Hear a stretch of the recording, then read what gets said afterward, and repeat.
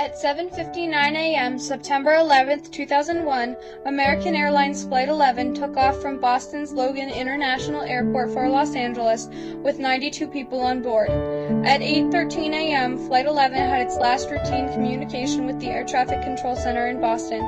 By 8:19 a.m., Air Traffic Control Centers were notified of Flight 11's hijacking by a flight attendant named Betty Ong.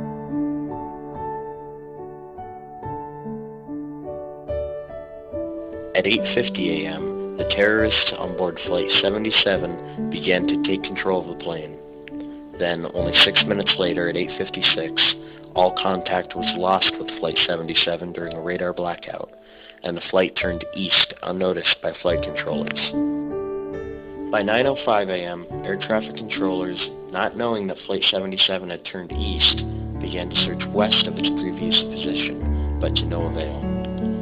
Flight 77 traveled undetected for 36 minutes on a course heading due east toward Washington, D.C., and by around 9:40, Flight 77 made it all the way to Washington and crashed into the Pentagon. Between 8:43 and 8:45 a.m., Flight 175 was hijacked by the terrorists on board. A flight attendant acted quickly, and by 8:52 a.m. called the United Airlines and reported that the flight had been hijacked. Both pilots had been killed, a flight attendant had been stabbed, and the hijackers were flying the plane. At 8:14 a.m., United Airlines Flight 175 took off from Boston's Logan International Airport for Los Angeles with 65 people on board. By 8:20, American Airlines Flight 77, with 64 people on board, took off from Washington's Dulles International Airport for Los Angeles. 12 minutes later, at 8:42, United Airlines Flight 93 took off from Newark International Airport for San Francisco with 44 people on board. Flight 11 struck the North Tower of the World Trade Center at 8:46 a.m. Just 17 minutes later, Flight 175 crashed into the South Tower of the World Trade Center. The Capitol and the White House were both evacuated. By 9:57 a.m., United Flight 93 was the only plane still in the air, and the passengers on board began to revolt. The plane eventually went down near Shanksville, Pennsylvania, without striking a populated target.